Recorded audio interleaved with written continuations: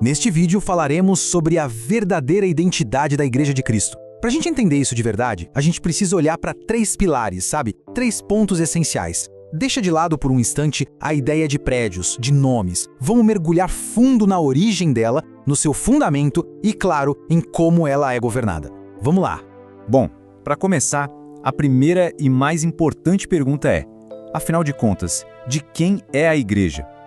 É exatamente aqui que a identidade dela começa a se revelar. E a resposta para essa pergunta, olha, muda tudo.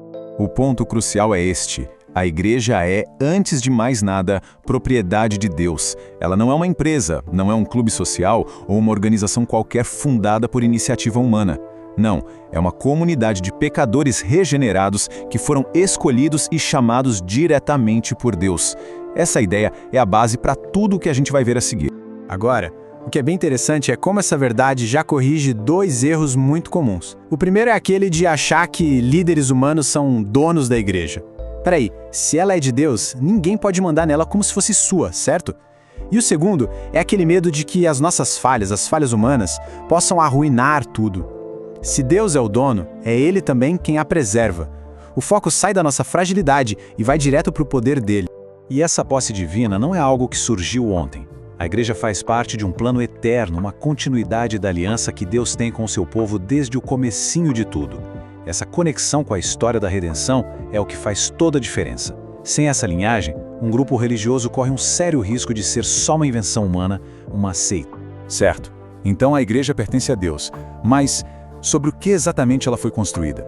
Vamos agora para o nosso segundo pilar para descobrir isso. Qual é o alicerce que sustenta essa comunidade divina? Ok, chegamos a uma das passagens mais debatidas de toda a Bíblia.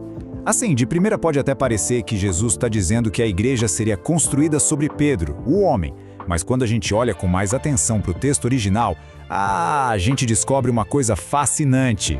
A chave está toda aqui, na língua original. No grego, Jesus usa 2 palavras diferentes. Ele chama Simão de Petros, que significa um pedaço de rocha, uma pedra solta. Mas diz que vai construir sua igreja sobre a Petra, uma rocha maciça, um alicerce de verdade. Ou seja, Pedro é a pedra pequena, mas o fundamento é a verdade que ele acabou de confessar, que Jesus é o Cristo. A fundação é o próprio Cristo, não um homem falível. E para não deixar nenhuma dúvida no ar, o apóstolo Paulo reforça essa ideia de um jeito bem categórico. Não existe outro alicerce possível para a igreja. O único fundamento, o único alicerce que é sólido e eterno é Jesus Cristo. Qualquer outra base, meu amigo, é areia movediça. Então vamos recapitular. Temos uma igreja que pertence a Deus e que é fundada em Cristo. A pergunta natural que vem agora é: como é que Cristo, que é o dono e o fundamento, governa a sua igreja hoje? Isso nos leva direto ao nosso terceiro e último pilar. O sistema de governo aqui é bem direto. Cristo é o único governante. Não tem comitê, presidente ou papa com autoridade final sobre a igreja. E como ele exerce essa autoridade? Simples, através da sua palavra, a Escritura. É por meio dela que ele guia, corrige e lidera. A função da igreja, então, é ser totalmente fiel a essa palavra. Então, o que quer dizer ser a coluna da verdade? Pensa numa coluna num prédio antigo. Ela não cria a verdade, mas ela sustenta a verdade e a exibe para todo mundo ver. O papel da igreja é exatamente esse: ser o pedestal que sustenta e apresenta a verdade de Deus para o mundo, se mantendo firme, sem negociar seus valores só para se adaptar às pressões da cultura.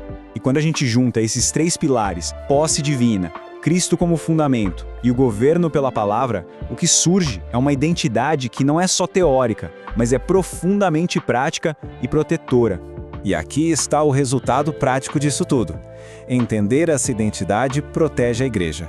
Protege contra aquela tentação de líderes que querem controlar tudo como se fossem donos. Protege contra o desespero quando a gente vê as falhas humanas, porque nos lembra que quem sustenta tudo é Deus. E, acima de tudo, tira o foco de nós, dos nossos esforços, das nossas falhas e coloca onde sempre deveria estar, na soberania, no poder e na glória de Cristo. E isso nos deixa com uma reflexão final, né? Se uma comunidade de fé entende de verdade que pertence a Deus, que é fundada em Cristo e governada pela sua palavra, como é que isso não transforma completamente a sua maneira de viver, de adorar e de interagir com o mundo? A resposta para essa pergunta realmente muda tudo. Se você gostou desse vídeo, se inscreva no canal. Nos vemos no próximo vídeo. Até lá!